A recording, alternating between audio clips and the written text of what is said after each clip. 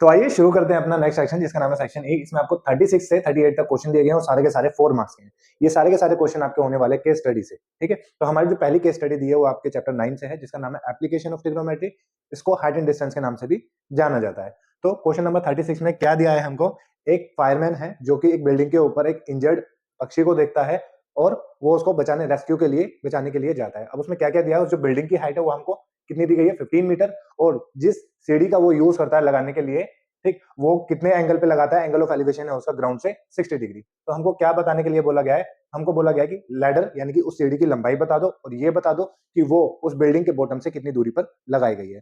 दूसरा ऑप्शन में क्या दिया है हमको, ये दिया है कि अगर हम उसका जो एंगल ऑफ एलिवेशन है वो 60 की जगह 30 कर दें तो भी हमको क्या बताना है, लेंथ ऑफ लैडर यानी कि सीढ़ी की लंबाई और वो बिल्डिंग के बॉटम से कितनी दूर रखी गई है। तो आइए देखते हैं ये क्वेश्चन कैसे हम सोल्व करते हैं। सबसे पहले इसका डायग्राम बनाने को बोला गया है हमसे। तो डायग्राम कैसे बनाएंगे, माना ये बिल्डिंग है और इस पे ये सीढ़ी लगाई गई है। बिल्डिंग की जो लंबाई दी गई है, बिल्डिंग की ऊंचाई हमको दी गई है 15 मीटर। एंगल ऑफ एलिवेशन जो हमको दिया गया है वो फर्स्ट केस में 60 डिग्री दिया गया है। इसको नाम दे लेते हैं ए बी सी। ए सी जो है लैडर की लंबाई और ए बी जो है बिल्डिंग की ऊंचाई है। तो हम इसमें क्या करेंगे, tan 60 डिग्री। परपेंडिकुलर ये है, बेस ये है, tan 60 की वैल्यू क्या होगी, tan 60 degree is equal to perpendicular upon base is equal to perpendicular कितना है 15 मीटर अपॉन बेस यानी कि डिस्टेंस, ये सेकंड वाला जो ऑप्शन है ये निकलेगा ऐसे, बेस कितना है BC, BC बराबर tan 60 की वैल्यू होती है √3। तो इसको क्रॉस मल्टीप्लाई करेंगे, √3 यहाँ पे और BC यहाँ पे। तो BC बराबर कितना आ गया, BC बराबर आ गया 15 डिवाइडेड बाय √3। अब इसका रेशनलाइजेशन करेंगे, रेशनलाइजेशन के लिए √3 से मल्टीप्लाई और √3 से डिवाइड। ऊपर आ जाएगा 15 √3 और नीचे क्या आएगा 3। तो ये हमारा आंसर आया 5√3। तो हमारी जो सेकंड ऑप्शन है वो यहां से निकल चुका है। Distance between the bottom of building and ladder कितनी आ गई हमारी, 5√3। अब हमको क्या निकालना है, AC यानी कि लैडर की लंबाई। अब लैडर की लंबाई हाइपोटेनियस में आती है तो हमें देखना है कि कौन सा ऐसा रेशियो है जो हाइपोटेनियस से मिलकर बनता है। तो हमको पता है कि साइन थीटा यानी कि साइन 60 की वैल्यू, साइन 60 क्या होता है, साइन का रेशियो क्या होता है, perpendicular upon hypotenuse. Perpendicular upon hypotenuse, perpendicular कितना दिया है हमको 15, हाइपोटेनियस कितना है हमको निकालना है यानी कि AC की लंबाई निकालनी है। और साइन √3 की वैल्यू कितनी होती है, √3/2। अगेन क्रॉस मल्टीप्लाई, 2 की मल्टीप्लाई 15 से और √3 नीचे आ जाएगा। तो AC की वैल्यू कितनी आएगी, 15 मल्टीप्लाई 2 डिवाइडेड बाय √3। तो ये 5√3 आया था, ये आएगा हमारा tan√3। इसको सोल्व करके रेशनलाइज हमारा सेकंड, ये हमारा सेकंड ऑप्शन है जो हमने निकाल लिया और ये फर्स्ट ऑप्शन है जो हमने निकाल लिया है। इसके बाद हमको क्या कहता है, अब नेक्स्ट ऑप्शन में हमको ये जो एंगल ऑफ एलिवेशन है ये घटा के कितना कर दिया गया, 30 डिग्री कर दिया गया। और फिर हमसे पूछा गया है कि इस बार भी ये वाली लेंथ बता दो जो बिल्डिंग और लैडर के बीच में है और इसकी लेंथ यानी कि सीढ़ी की लंबाई बता दो। अब इसके केस में सेम tan 60 डिग्री, अब 30 है, tan 30 degree is equal to कितना होगा, 15 अपॉन BC बराबर tan 30 की वैल्यू होती है 1 अपॉन √3। तो क्रॉस मल्टीप्लाई करेंगे तो tan 30 यानी कि BC की वैल्यू कितनी आ गई, BC इज इक्वल टू 15√3। ठीक, ये थर्ड वाले का सेकंड ऑप्शन है। थर्ड वाले का सेकंड ऑप्शन क्या है, ये, ठीक है। कितनी लंबाई आई हमारी 15√3 इसकी, सेकंड केस में, 13 के केस में 30 के।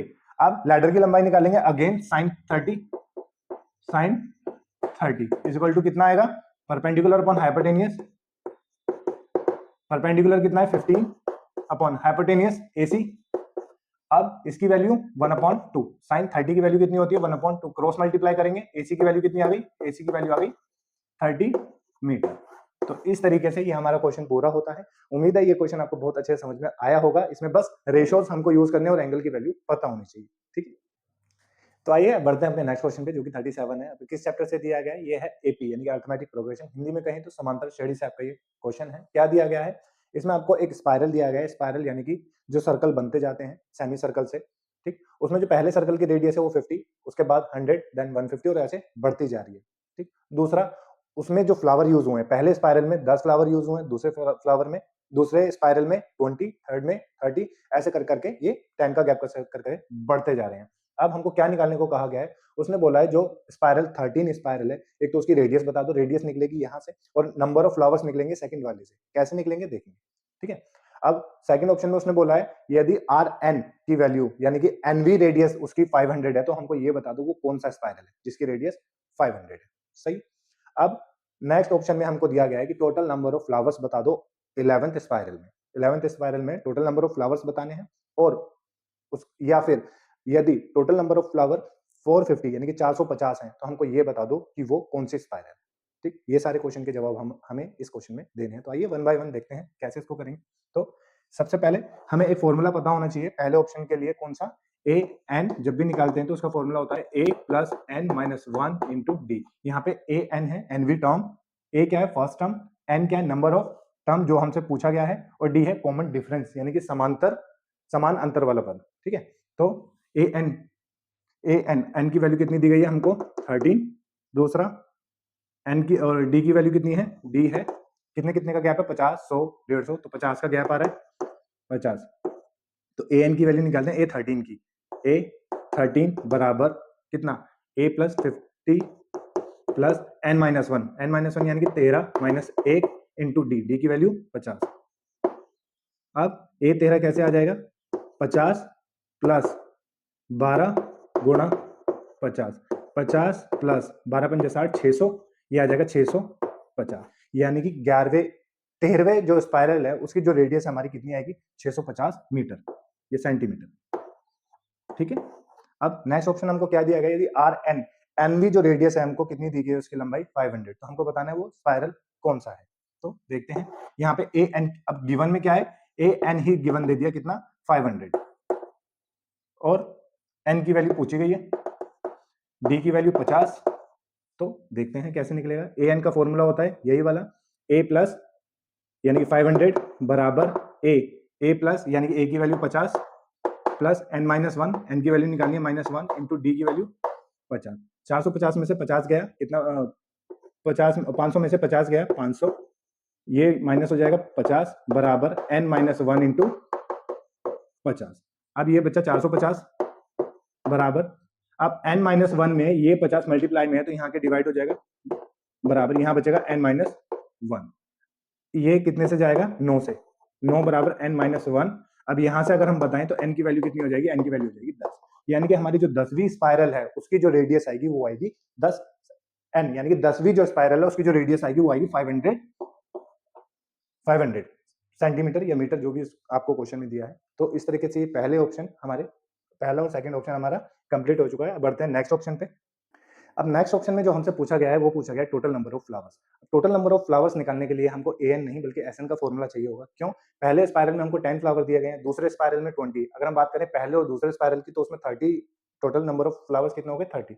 तो ऐसे ही हमको पहले ऑप्शन में कितने बताने हैं कि 11वें स्पाइरल तक हमारे जो टोटल नंबर ऑफ फ्लावर्स होंगे वो कितने यूज हो जाएंगे। तो देखते हैं एस एन का फॉर्मूला क्या होता है, एस एन बराबर होता है 2n/2 n/2 2a plus n minus one into D. N की वैल्यू यहाँ कितनी दी गई है, एन की वैल्यू दी गई है 11, ए की वैल्यू कितनी दी गई है, ए की वैल्यू दी गई है 10। हम फ्लावर्स की बात कर रहे हैं 10 20 30, तो ए की वैल्यू कितनी दी गई है 10, और डी की वैल्यू कितनी दी गई है, ये भी 10 है। तो निकालते हैं S11 बराबर 11/2, 2 इंटू ए की value 10 plus n minus one 11 minus 1 into D की वैल्यू 10। अब बराबर 11/2 20 प्लस 100, 11/2 गुणा 120। अब ये कटेगा कितने से 60, और 11 गुणा 60 कितना आ जाएगा 660।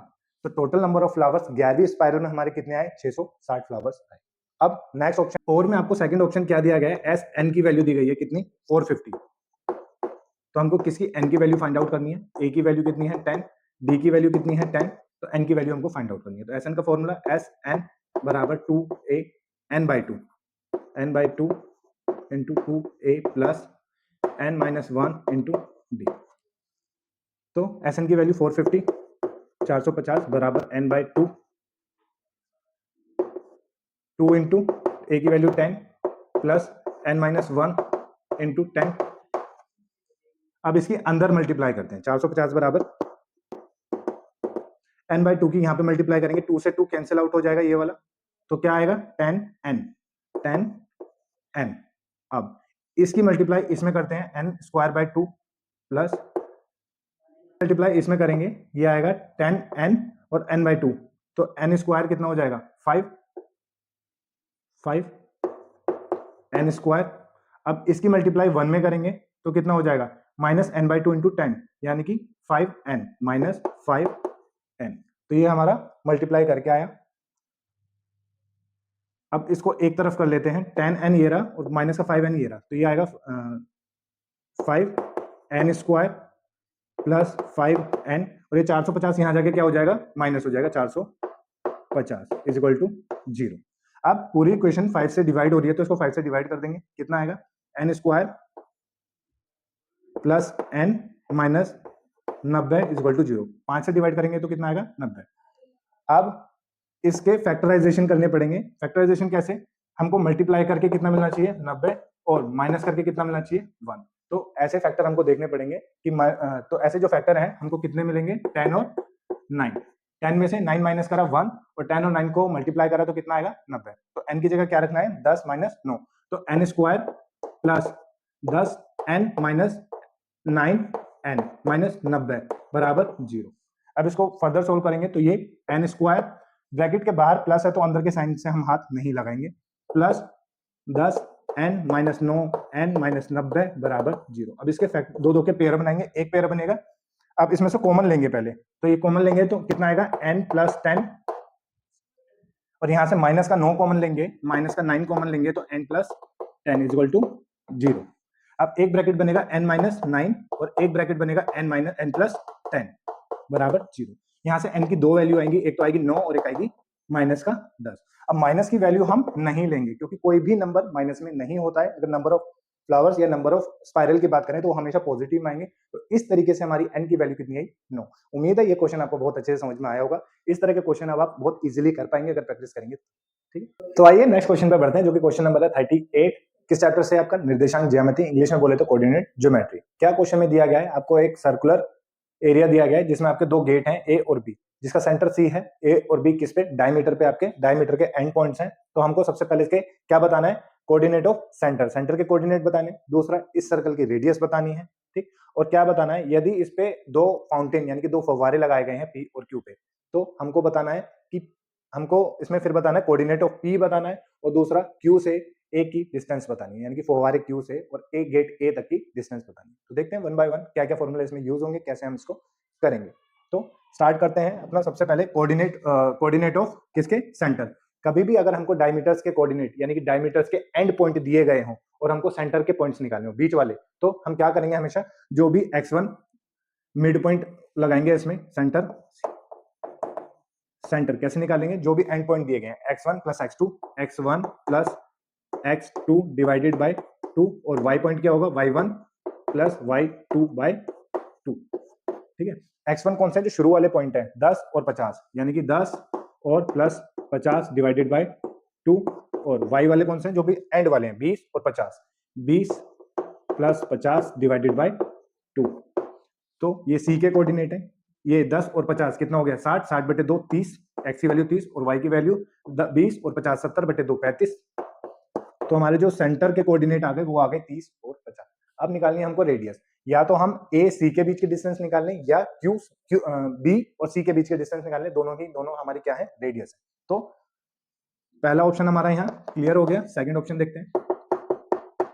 सेकंड ऑप्शन में ए सी निकालते हैं हम, ए सी डिस्टेंस, ठीक है, डिस्टेंस निकालते हैं इसकी।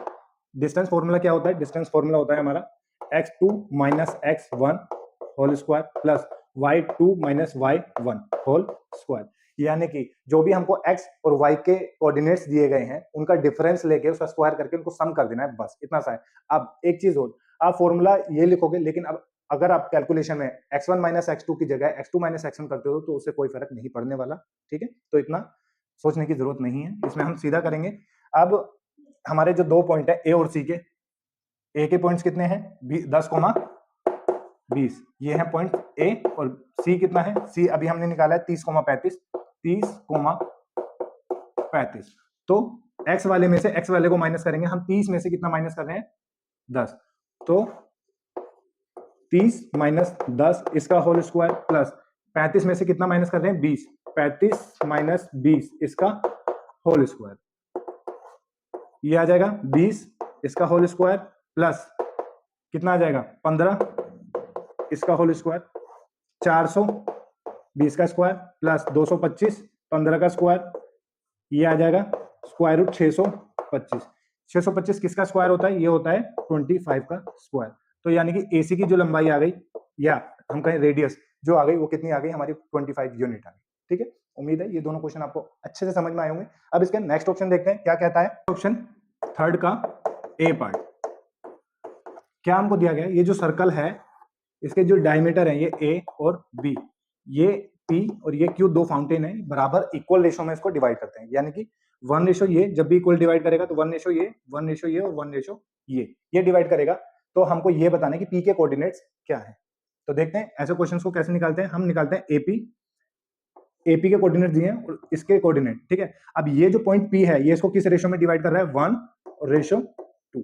ये पूरा का पूरा रेशो 2 है, ये रेशो 1 है। ए बी लाइन को ये पॉइंट पी 1 रेशो 2 में डिवाइड कर रहा है, तो यहाँ पे लगेगा हमारा सेक्शन फॉर्मूला। ठीक है, डिवाइड वाला जो होता है, m1 की वैल्यू ये रही और m2 की वैल्यू ये रही। ए के पॉइंट्स हमको क्या दिए गए हैं? ए के पॉइंट दिए गए हैं 10, 20, जबकि बी के हमको दिए गए हैं 50, 50। तो इसमें सेक्शन फॉर्मूला लगाते हैं। सेक्शन फॉर्मूला क्या होता है? पी के points m2x1 plus m1x2 divided by m1 plus m2, और y को निकालेंगे तो कैसे निकालेंगे? m2y1 plus m1y2 divided by m1 plus m2। ये हमारे p के कोऑर्डिनेट्स आएंगे। यहाँ m1 और m2 क्या है? ये रेशो x1 x2 ये पॉइंट्स हैं, x1 y1 x2 y2। तो देखते हैं इसमें पुट करते हैं क्या वैल्यू आएगी। m2 ये रहा, m2 इंटू x1 यानी कि 2 into 10 2 into 10 plus m1 x2 1 into 50 1 into 50, नीचे दोनों का प्लस यानी कि 3, और यहाँ पे कितना आएगा? y1 m2 y1 2 into 20 2 into 20 plus 1 into 50 1 into 50 divided by 3। अब इसको सोल्व करेंगे, 20 और 50 70/3 40 और 50 90/3। ये आए हमारे किसके? पी के कोऑर्डिनेट। इसको और सोल्व करेंगे तो कितना आएगा? 70/3 और दूसरा कोऑर्डिनेट कितना आएगा? 30। ठीक, पी के कोऑर्डिनेट्स कितने आए हमारे? 70/3 और 30। अब इसका नेक्स्ट पार्ट करते हैं। नेक्स्ट पार्ट में क्या बोला गया है कि डिस्टेंस बता दो किसकी? क्यू से ए की। अच्छा, रेडियस हमारी कितनी आई थी? रेडियस आई थी 25। रेडियस AC बराबर 25 आई थी। अगर हम टोटल डायमीटर AB की वैल्यू निकालें, AB बराबर होता है 2r बराबर हो जाएगा 50। अब उसमें से QA की डिस्टेंस पूछी गई है, QA की, यानी कि अगर पूरी लेंथ को हम AB को डिवाइड करें तो ये Q और P इक्वल रेशो में बांट रहे हैं, तो यहां से यहां तक की 1, यहां से यहां तक की 2 यूनिट और यहां से यहां तक की 3 यूनिट, यानी कि 3 यूनिट। 3U की वैल्यू कितनी दी गई है हमको? 50। 1 यूनिट की वैल्यू कितनी आ जाएगी? 50 डिवाइडेड बाय 3। अब उसने पूछा गया Q से A तक की, तो Q से A तक की ये 2 यूनिट डिस्टेंस है, तो 2 यूनिट की कितनी हो जाएगी? 2 यूनिट की वैल्यू हो जाएगी, 2 से मल्टीप्लाई कर देंगे, 2 into 50 divided by 3 is equal to 100 divided by 3। अब ये किसकी वैल्यू आई है? 100/3। 100/3 आई है Q और A की, तो Q से A की जो डिस्टेंस आई है वो 100/3 यूनिट आई है हमारी। उम्मीद करते हैं ये क्वेश्चन आपको बहुत अच्छे से समझ में आया होगा। बहुत इजी क्वेश्चन था, आप अगर प्रैक्टिस करोगे तो इसमें गलती के चांसेस बहुत कम हो जाएंगे।